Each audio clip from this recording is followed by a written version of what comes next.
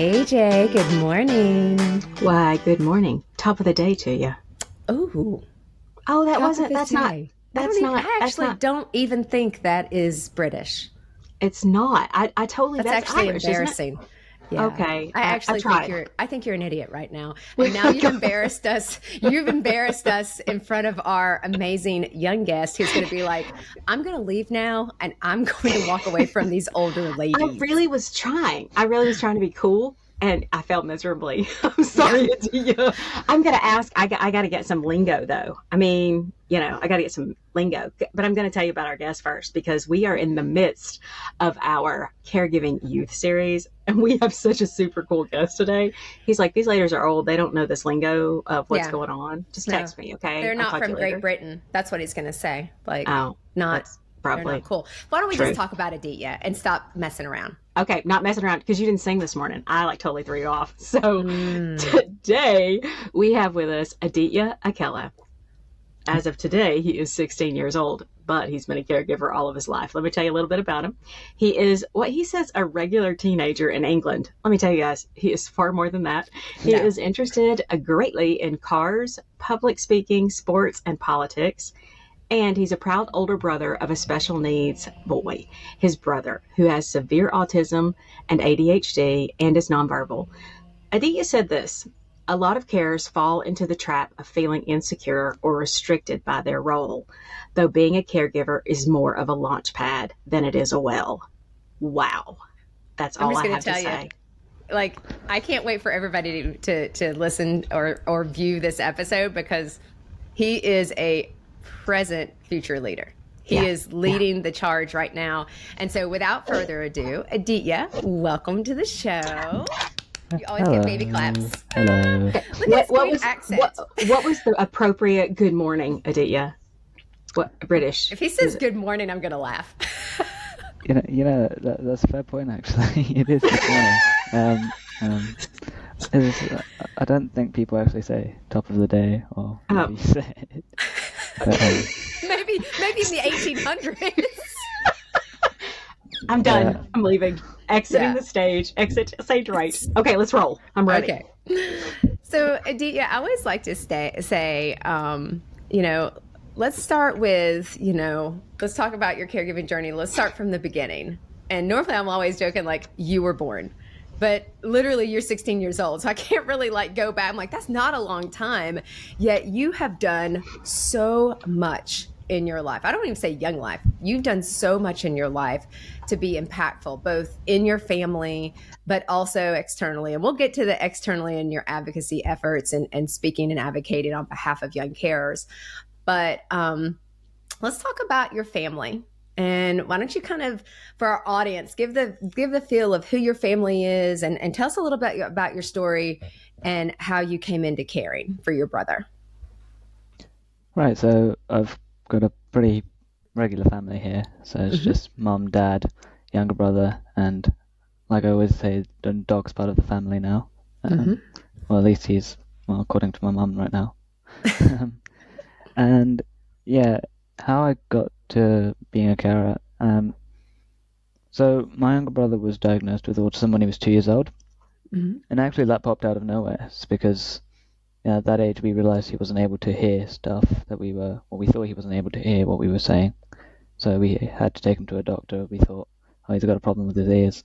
Turned out after a few tests it was more than just a bit of an ear condition. So since then, actually, it's been a wonderful journey. Interesting to say the least. But I'm where I am right now and discovered a lot more about him and myself along the way. So what's the age difference between you and your younger brother? You're 16 and you said he's 11? He's 11, yeah. So I know that when we talked previously, we're going to go back and kind of walk through this. He was 2 when he was diagnosed on the spectrum and with autism specifically. And your mom and dad both work. And so for folks who are listening, Aditya, you are Indian, correct? Yeah. Okay. Yeah, I like to verify that. And so no stereotypes here. And so growing up, your mom and dad both worked, but you mentioned that you, your mom, and your brother moved back to India. So why don't we walk through kind of the early years of caring, and then as we've kind of gone that way. So we moved to India right about the time that my brother was 3 years old. So the diagnosis was still relatively fresh, if that makes sense. And I was still a bit of a wee lad, which meant that I didn't really have much knowledge about caring or autism. So moving into India was it was intriguing, to say the least, because I've suddenly being thrust into a new country and thrust into a new role as a carer. And I found that the setup that was there for looking after my brother was, well, according to my mum, it was quite good, very effective for my brother. And truth be told, I still didn't really understand what it was like to be a carer. All I knew was that he was going to some place and they were doing some sort of therapy and it was working. Then after a few years, so we were in India for about a year, I'd say, and then we came back to England, and then I started noticing that my caring responsibilities started to pick up as I got older. And it dawned on me very soon, because we've got Indian friends around here as well. And it started to dawn on me that there's a huge cultural shift between India and England. So, like I said to Natalie last time when I spoke to her, in India there's a good setup for the younger children because it's a lot easier to manage. But perhaps in terms of acceptance and understanding, maybe not as progressive as in the West. Whereas here in England, you've got a lot of acceptance and understanding, but the infrastructure, the systems and the services that we have here to look after children like my brother, it maybe isn't as advanced or where it should be. So yeah, that was an interesting observation. Yeah, yes. Or is robust. Let me ask you, did your mom specifically say, I want to go to England for that reason? Like, I think there are better services there. Did she ever mention that to you? I mean, because you were a puppy then. Like, you're a puppy now, but you're like a younger pup. But you were a true puppy at that point. Yeah. And so you're welcome for that, since we love dogs together. So do you think that was the reason she went? And did you move in with family when you were in India? So, yeah, we went to India because actually the original plan was to be there for about 6 weeks. And we stayed there for a bit over 6 weeks. And I think from what I remember, it was probably because of good opportunities for my brother and the idea of good services. And we thought, it's working here, let's just stay for a while. But then obviously, when you're in another country, it's a lot harder to adapt. And then my education, and as I was getting older and he was getting older, and my dad was left behind poor here in England. So yeah, I think after some time we decided, it'd be best to move back. We had family there, and they were supportive enough. They were living quite close to us, but not much, really. Let me ask you a question. When you say that you went back to England, how long was it before your mom went to work? Because I know that both your parents work, correct? Yeah, that's correct. Yeah. Did she go back and go right back to work, or was there a little bit of time she was able to stay at home? So when I said that my mom and my dad work, so my mom took a little bit of a gap, just a small gap during the time that my brother was after the diagnosis, and to look after my brother. So she didn't go straight back to work, but it was a bit of a gap before. Good. She still went back to work quite relatively soon. So that's how it ended up. Okay. I know that you mentioned to me that your parents looked at you as, I refer to you as the third adult in the house. And so kind of talk about that a little bit more, and your responsibilities as a carer, especially as you've gotten older. As you've gotten older, this is what it was like, I'm 11, I'm 12, I'm in middle school, and I'm in, and as you're working towards going into high school, we are middle school, high school in the U.S. So apologies if I say the wrong term for England. It's fine. I'll be teaching you British lingo later. Hopefully. I know, right?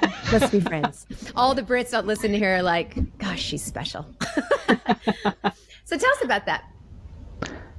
So, yeah, I guess this sort of leads to my caring responsibilities, what they actually are.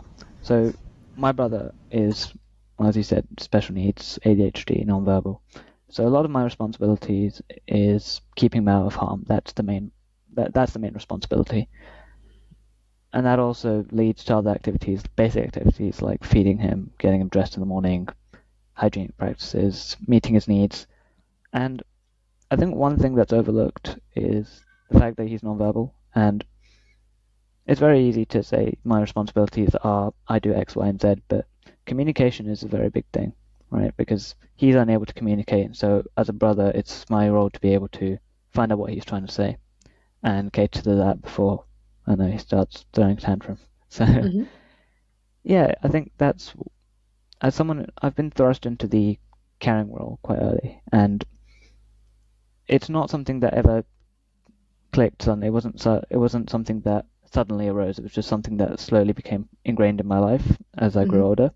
So over time, that just led to me acting like a third adult in the house. So whatever my mum and my dad were and still are doing for my brother, those sort of responsibilities and tasks kind of got passed down to me as well. So yeah, I guess to answer your question, that's pretty much why I've been treated as the third adult in the house. While you were in school, did the other children know that this was going on in your life, though, that in addition to getting up and going to school, you had some other responsibilities at the house? It wasn't just studying, wasn't just going home and doing your homework or going outside to play? So in terms of my peers knowing about my caring responsibilities, it's not something that I ever went out of my way to really explain or advertise unless the opportunity came. I think the reason for that was probably because I didn't want to draw too much attention to it, and that has nothing to do with stigma or insecurity, but I think it's more of the fact that it wasn't really something that I felt the need to talk about. And also, a really big thing is, as much as people say that they understand or they accept, a lot of the times they don't understand. So I think it was probably for the best. I didn't want to really go down that rabbit hole.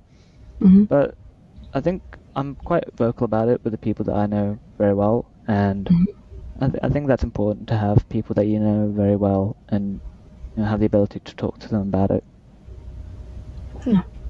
So growing up, do you feel like there was, I mean, and again, you're 16, although I feel like you're a 45-year-old adult with JJ and I. Oh, cheers. Although JJ's 50. So I don't want you to hold that against her.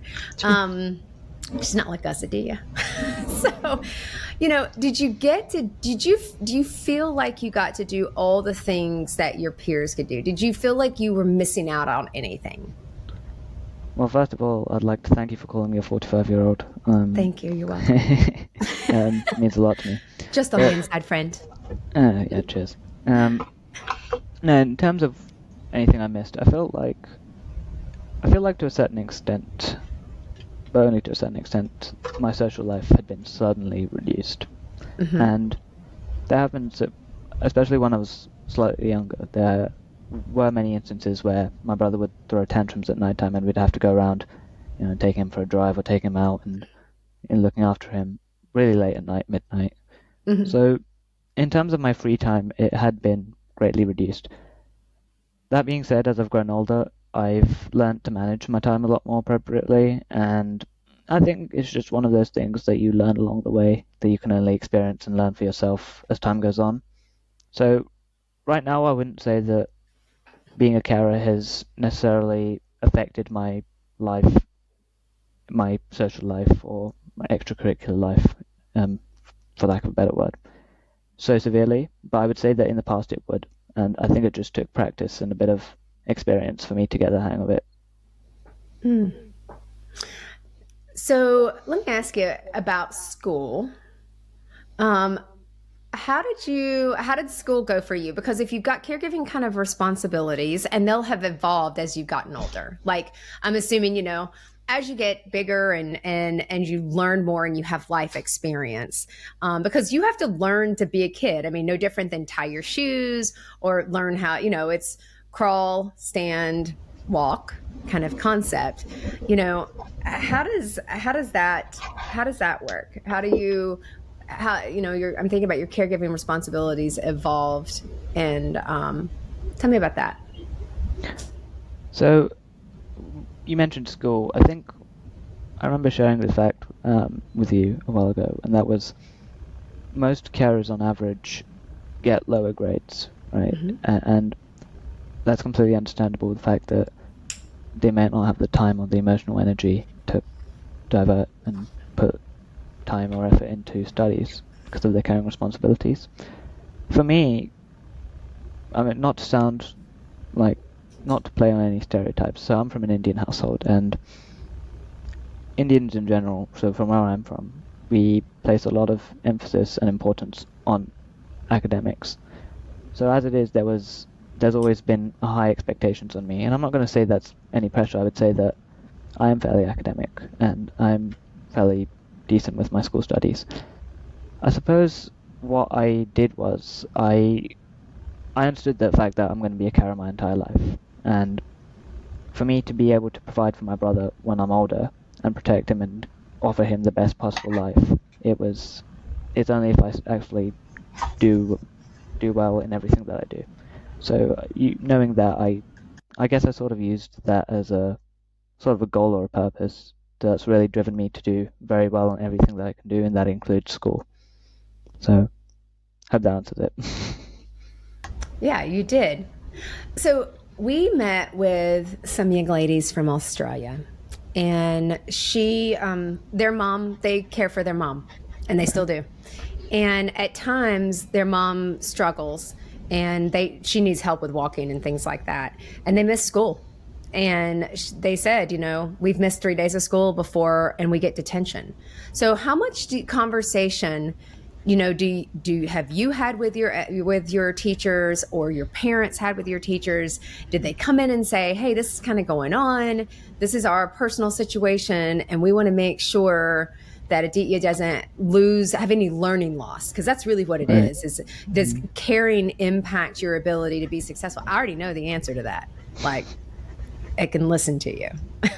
But do they, if your parents, how did your parents deal with that, or you? So I think because I'm fortunate enough that my brother doesn't have any physical conditions. So in terms of actually looking after him in that way, like helping him walk, there's not a very big responsibility for me. He can walk safely. And he goes to school as well, which means during the daytime I don't actually have to be there to look after him. So in that way I regard myself as really fortunate. And in terms of what I've been through and what schools identified, it took a very long time for school to identify that I'm a young carer. And I think that only came about, in conversation, casual conversation, in passing. Nothing that was really, like I said, it's not something that I would ever go out of my way to bring up, just because I know that people don't really understand. I think what actually happened was, and this is quite interesting, school identified that I'm a young carer, and they somehow believed that was going to have a very negative effect on my mental health, and they thought that because I'm a young carer, I would be naturally going through a very hard time mentally, which to a certain extent I think it's very genuine, it's very kind, and I appreciate that they really tried to help. But I think for me, I would have much appreciated it way more if they had understood that I'm a young carer and said, look, we know that you might be pressed for time sometimes at home. We'll be a little bit more lenient with homework deadlines, for example. Instead, I think the way that they twisted it was, he's a young carer, so he must be depressed. And I don't know, I kind of got forced into these regular counselling sessions, which, if I'm very honest, only made me feel a bit worse, because I just sat in the room for an hour a week, and she was going, yeah, it must be really hard. I thought to myself, yeah, it is. So, you win the prize. Yeah, okay, thanks for diagnosing me. Yeah, I mean, I think that's just one thing that we need to understand is, if you're a carer, and here's the thing, everyone's got their own problems individually, right? And being a young carer is an example of a quote-unquote problem or a setback. I think what you shouldn't do is then try to dig into that and say, oh, so you must be depressed and you must have all these problems and you must have really bad family issues and, et cetera, et cetera, et cetera. What you should probably do is say, okay, here are the actual logistical problems that you might be facing. Let's try and help you, rather than, making it a lot worse than it needs to be, because that's not helping anyone. So. We have to take a break. I totally went over our time. Like, Aditya's like, but I'm like, it's 21 minutes in, and I'm like, this is so good. I love you, Aditya. Break. And so we're going to take a break real quick, and we'll be right back. Aditya, pull your microphone back just a touch from your mouth, because it's like, you know what I mean? It's punching on certain letters. Okay. Jay, you want to bring us back in? Yeah. So we're back here with Aditya, who is right now a 16-year-old carer. I have a question. So you said something in our conversation. You said, I understand I'm going to be a carer all my life. I know. And I guess, is that something that you and your parents have discussed, or is that something, a responsibility you've said, I'm taking that on, that is the I'm taking that on as a personal choice? I think it's kind of both, actually, because my parents obviously know that he's my younger brother. We don't have a huge age gap, which means I'm going to be with him for the rest of my life. And that is a basic understanding, as blunt as it is, it's going to happen. But I think for me, there's also an added layer of caring that I really want to take on myself, which is looking after my parents when they're older and looking after children. I think they're all examples of caring responsibilities. And that's not something I'd like to shy away from. I to an extent, actually, I really enjoy it. In terms of being a young carer, so looking after my brother with special needs, yes, I know that's going to be that's a lifelong commitment. That's a responsibility that's been placed on me. And I think for me to sit here and actually say, oh, maybe it's not, maybe let's weave our way out of it, I think it'd be complete disservice to my brother. And it's a mutual understanding within the family that once my parents are, or to put it bluntly, once they're older and weaker, then the baton gets passed down to me, and I need to make sure that he's safe and happy and protected for the rest of his life. I know, right, Jay? I told you it was awesome. Because it's so insightful, Aditya. There's so many people, like, you automatically think, and I'm going to go back to that mental health thing that we talked about, because, I'm a mental health provider of 25 years. And so I'm like, I'm going to dig into that a little bit more for all my mental health friends who are listening to this and the educators who are listening to this series.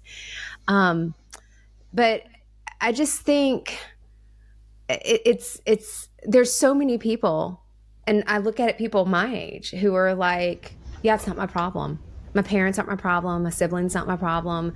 Like, I'm living my best. I want to be me. And I mean, as humans, we're naturally selfish. And I feel like, you're saying, hey, I feel this responsibility. And it may be because you grew up caring. You grew up a part of the team. Your family is a team. Because I know that you had mentioned to me, it's really in England, it's just your family. You don't have a lot of extended family that people are like raising their hands saying, let me jump in and help on that biscuit. And so do you think that's where that kind of mentality comes from, or just ingrained in who you are as character and that sort of thing? Maybe a little bit of both. Yeah, I think it is a bit of both, actually, because we don't have much extended family here or in India, really. And I think we've learnt to be, I don't know if I mentioned this to you before, but we moved up and down the country so many times since I was born. So we've always been moving from community to community, and so we've always been very independent as a family. But I think there's also another added layer, if you like, which is the understanding that the chances of someone else who is completely unrelated to my brother, who has no idea of what my brother's going through, the chance of someone like that stepping in and offering to help is going to always be very little. And I think that the day that you understand that that's a reality the day I understood that was the day that I realized that there's only one team or one group that can look after my brother, and that's his family. So yeah, we are independent, and I think it should be that way, because only we understand him. And yeah, he might get some extra support from additional services and companies and organizations, but at the end of the day, the person that's going to, the people that are going to be guiding him throughout his life will be his family. So, as you know, I want to go back to mental health for a little bit, and then I want to talk about it as you get older, because I asked you what you wanted to be when you grow up, besides just pretty amazing, because I think you're nailing that one already. But I found it really interesting when you're like, don't push me, don't just assume that we need counseling. Don't assume that's the support. Don't assume I'm automatically going to be depressed. Because I'm going to tell you, when we started talking about this series, I was very concerned. I've worked with children and adolescents my entire career, and I'm very protective. The adults are protective, Aditya. And so, especially in the mental health field, we're like, we want you to be okay. We want you to build resilience, and we want to love on you and maybe potentially smother you is what it sounds like you're saying. Like, dude, stop it. Like, back up. And so I think that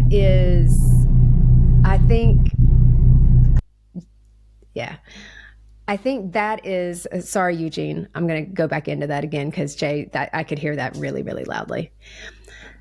So we as human service professionals, we really do want to protect. But in our good intentions, I think we can overdo it. Yeah. And so what would you tell us? What would you tell the adults? Like, especially like how like, this is how you really need to treat us. This is how we really want to be supported. Right.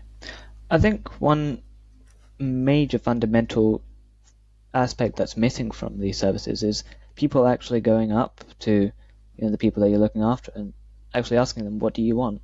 Because a lot of the times it's very natural for caring services to step in and assume that they know what they have to give, and then just bombard people with that. So for example, my situation, they assumed that I had mental health problems, and they bombarded me with counseling that, quite frankly, didn't really mean much to me, because that wasn't my situation. That wasn't my predicament. My predicament was more logistical. How do I manage my time? So, and that's the case for every child. Every person has got a separate problem or an issue that they want to deal with. So it's not a one-size-fits-all. And I think acknowledging that is the first step to improving these sort of systems in general. Yeah, because I really, honestly, I was concerned, and do we need to have, will this be really triggering, and will this be hard for other youth to listen to? And do we need to have, 988, which is in the US is our suicide prevention hotline. I was so like, I went and took it to the next level.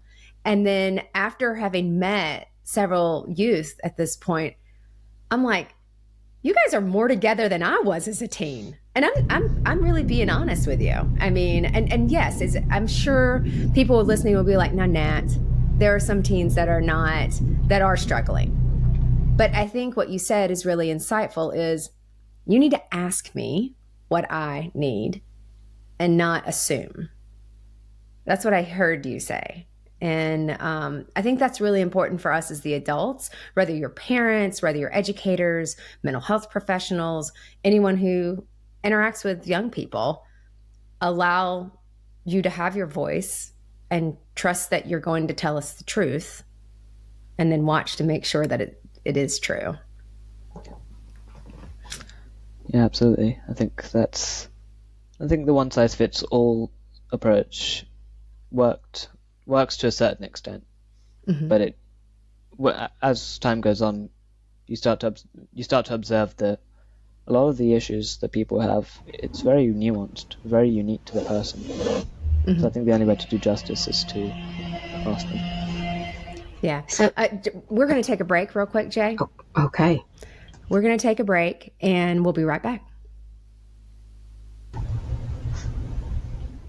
All right, we are back here with Aditya. I remind you that he is a 16-year-old with a 45-year-old's mind, because his wisdom and his insight is amazing. Get a notepad because you're still learning.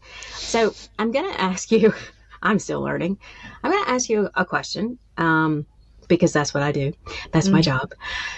there are a lot of hopefully kids that are listening, young adults. Do you get frustrated at times, though? And if you do, or if you don't, how do you get around that? Good question, Jay. So, do I get frustrated? Wow. So, in the past, I'll be very honest. In the past, I got very frustrated, and my frustration wasn't more towards my brother or towards my situation. I think my frustration was more towards myself, really. It was more, and I think it's natural to a certain extent for many people in that situation, because I have this thing where I always think very negatively about my future for some reason, about my future with my brother, and that was back in the day. And I always used to feel like maybe I'm not doing enough. Maybe there's a chance that I don't give my brother everything that he needs and he deserves. So that frustration really ate me up. And over time, what I did was I just learned to understand that there will be a lot of hardships in the future, and I've just got to do it. Well, and I'll tell you, Aditya, I mean, for me, when I was taking care of my husband, and I'm going to tell you, I suck as a caregiver. I mean, I feel like, and I run a company. Like, I had lots of people I was responsible for and thousands of clients, and I'm used to winning. And at 46, I was put into this situation that I didn't know. This was new. And I just kind of was like, and I agree with you, because I'm going to tell you, I can relate to what you said. And even I'm a good bit older than you. It was, those thoughts and feelings are totally normal. We hear it from everybody. Yeah. And the thing is it's like, how do we get past them? So what are some of the strategies or things that you do to kind of like take care of yourself, allow you to refocus in on yourself and say, and that offers normalcy, like in those moments when you're hardest on yourself? What are those things that you pull yourself out of that? How do you do that? Well, on a surface level, I think I mentioned this at the beginning, it's the mindset change, isn't it? Because some people beat themselves down and they think that it's a reason for their quote unquote failures. Mm-hmm. Whereas you can obviously turn that into fuel for ambition and fuel for desire to do a lot better, which sounds very philosophical and a bit boring. So what I actually do is I actually found that spending time with my brother was the best cure for my frustration, simply because it allowed me to understand I enjoy spending time with my brother, and I really like doing that. It's a very meditative experience, even if it means that I get beaten up to a pulp. So I think it's just a way of reminding myself intrinsically that he's your brother at the end of the day, and that's what he'll always be. You shouldn't overcomplicate it. You shouldn't make it seem worse than it already is. Just enjoy being a brother, I guess, or a carer. I love that. I'm telling you, he just went up to 50, Jay. Oh God! So I feel like I should just leave immediately. You're like, oh, that's it. No, because when we like say at the that, end of this, I might be 100. That's right. Well, you know what though? With wisdom, trust me, the older I get, the more I wish I could tell myself, my 20-year-old self, hey, don't take this so seriously. And so what I keep hearing is you have a lot of wisdom that it takes most adults many, many years of life experience to kind of internalize, if that makes sense. And that feels like the silver lining of this. For the things that maybe you didn't get to do, or the hours you didn't get to sleep, or the sleepovers, or the things like that, the things that you sacrifice that don't feel like a sacrifice, that other kids will be like, I can't believe you're not doing that. I think that's really important that you've taken that, because I know that you've not only taken that personal experience and that you advocate and you've spoken to other folks. And so you've had the opportunity to speak at the House of Lords. And so that's my question. I'm like, okay, now tell me about yourself and where you're headed, because it's crazy. Like, what do you want to be when you grow up? I want to go back to what do you want to be, Aditya, when you grow up? Which is now he's grown up. Yeah. So what I want to be when I'm older, I'm not really sure about particular jobs, but I do That's like okay. money. You don't I have like to have money. a I resume. like the finance route, and Sweet. yeah, I like the finance route for now, and yeah, we'll see if I can play around with that. But I guess. Yeah, but you've also advocated. Yeah. Oh yeah, so I think that's always going to be something that goes alongside as a lifestyle. So talking about it and helping other people in need. And should I explain how I got to that? Yeah. So yes, Yes. sir. so I'm part of a youth project called the Young Carers Project, which is a local project in my area, which is run by the Carers Trust. And the Carers Trust, as the name suggests, is involved in looking after young carers. So I got the opportunity at the YCP anniversary to talk about my experiences as a young carer, and in the audience, there was a member there from the Carers Trust, and he came up to me at the end and he said, that wasn't bad. That was quite good. And he offered me the opportunity to speak on slightly bigger platforms, and before I knew it, I was getting opportunities to speak at the House of Lords and the Old Bailey Criminal Justice Court. And then I think after that, it gave me the confidence to start speaking on a wide variety of platforms. So I was invited to be part of a documentary in which a Japanese producer came to England. So she's a young carer. She's a carer herself. She was a young carer, and in Japan apparently there's a very large stigma associated with caring. So she came to England to raise awareness about caring and send it back to Japan, the documentary back to Japan, so she could mitigate that stigma. So she came to England and she wanted to explore the lives of young carers here. So I was fortunate enough to be part of that. And I was also lucky enough to be part of a few radio interviews, including one with the BBC. So you're on your way. The other thing that we kind of mentioned is when you were in the room, there didn't feel like there was a lot of representation. And so you saw a lot. And here's the thing, friend, that's here too. There's typically a lot of older Caucasians, and we're trying, and more males typically, and especially like when you're in the House of Lords, I'm pretty sure it's mostly white men, and you've got a lot of hundreds and hundreds of years of that. But representation matters, and I'm so proud of you. You don't need that, but I'm just telling you, I'm so proud of you, and you have so much that you have yet to do. And when I say you're a present future leader, I feel every bit of that in just talking to you. And I'm just always going to tell you, it makes me tearful because I'm like, keep going. Yeah, thank you very much. Actually, keep going. So it's time, JJ, for our favorite section. It's the part that you might not like. It's the sister questions. So, Jay. I don't even know where to begin. I had so many in my head, and now I'm kind of like, take your time. It's totally. Do what feels good to you. So I guess, what do you like? What does your extracurricular life look like? So when you're not caring, like, what do you do? Like, okay, I'm going to ask it. Like, I'm going to ask it now. Like, do you have a girlfriend? Are you doing that? Like, okay, like, what is that? Like, do you go out with friends? Are you at coffee shops? Are you give an opportunity, Jay? Give him an opportunity to speak. He's ready. Okay, go ahead. Sorry. I'm very single, so yeah. I'm okay, like, I've got a girlfriend for you. Yeah, we're like, okay, we got you. My godchild Isabella, she's gonna be like, oh my God, Natalie, stop! But she's so cute, and she's 14, but she's super cute. And so, anyway, keep going, Aditya. Yeah, that wasn't painful, but. I love you. Okay, so anyway, beyond the sisters trying to set you up, what do you like to do? What do you do in your free time? Yeah, I like basketball. I like sports in general. Yeah. Watching and playing. And I do like watching football. And by the way, football is your equivalent of soccer. I knew that.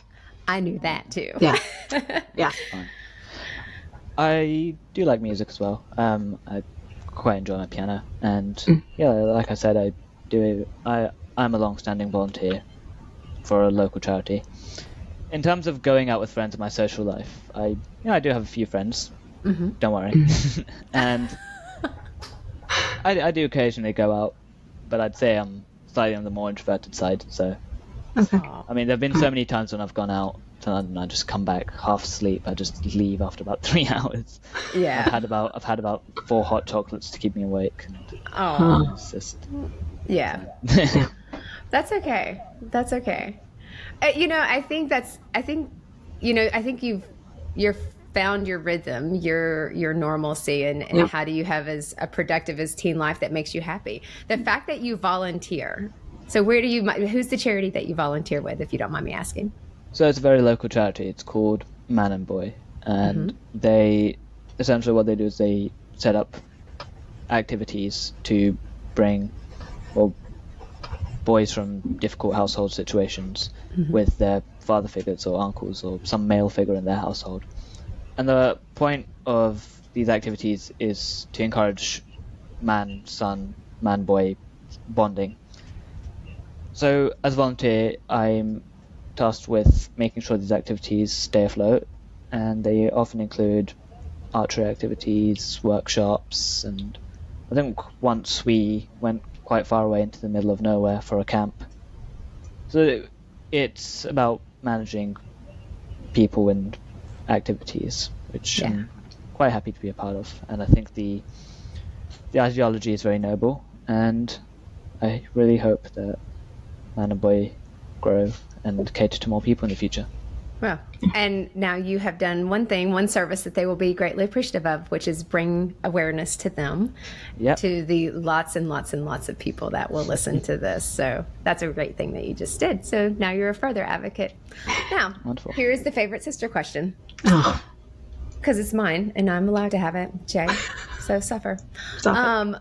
What is your favorite guilty pleasure? What is the one thing that you do just for yourself?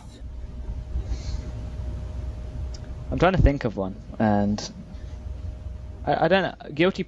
I wouldn't say this is a guilty pleasure. I'd say it's just a pleasure. Okay. But I'd probably just say walking, like with my dog. Just because a lot of the times I just put my earphones in. I say I'll be back in about half an hour, and I just go for about 1.5 hours and never come back. But, Wow. I pride myself in having that time to think and be on my own. But yeah. Actually, one more, which I think my parents wouldn't be too happy about if they found out. Ready? I love my video games. Oh, that's okay. Yes! I love my video games. You are a normal teen. I also heard like 3 cups of hot chocolate. Do you have a hot chocolate addiction? I need to know this. So I'm not really big on coffee or tea. I don't really drink that stuff. So my alternative is hot chocolate, and I think the sugar rush just is worth it sometimes. I think all the Brits are like, he doesn't represent us. Yeah, yeah. I don't really know how to respond to that, actually. No, it's totally fine. Sorry, chaps. Another word, Natalie. Another word we've learned. That's CHAP, by the way. Oh, that's funny. This has been so much fun. And we are so grateful to you. And Aditya, I hope that you're going to be on the live panel with us, because I'm going to tell you, he is, I know it'll be midnight when we do it. So we'll see if he's allowed to stay up late. Although I think, yeah, it's fine. Yeah, see, look at that. He's like, yeah, my parents will be fine. One last real question. What kind of dog do you have, and what's the dog's name? Because you just referred to dog. Is the dog's name Dog? Unfortunately, no, it's not that easy. But it's a Labrador, and his name is Toby. Oh, I like that. So Toby the Lab. Yeah, he's just sleeping downstairs. He's doing That's good. He's doing his part. He's probably sleeping because you walk him to death. He's like, okay, we're going for an hour and a half walk. He goes, I thought it was 30 minutes, buddy. I'm good. That's what my bulldog says that. I've got 10 yards with the bulldog. Yeah. So, Aditya, thank you so much for coming on and sharing your story and being so real and honest. And I think we'll be seeing more of you in the future on television and radio, and really using your voice and your talents to serve others. And I think as the Prime Minister, the Prime Minister is. I think it's right up your alley if you feel like it. Like, yeah, he's like, I don't want to be Prime Minister. It's whatever. But thank you for being with us, Aditya. Yeah, no problem. Thank you very much. All right, guys. And until we confess again, thank you for listening into our Caregiving Youth Hidden in Plain Sight series. We hope that you enjoyed it, and we will see you next time when we confess again.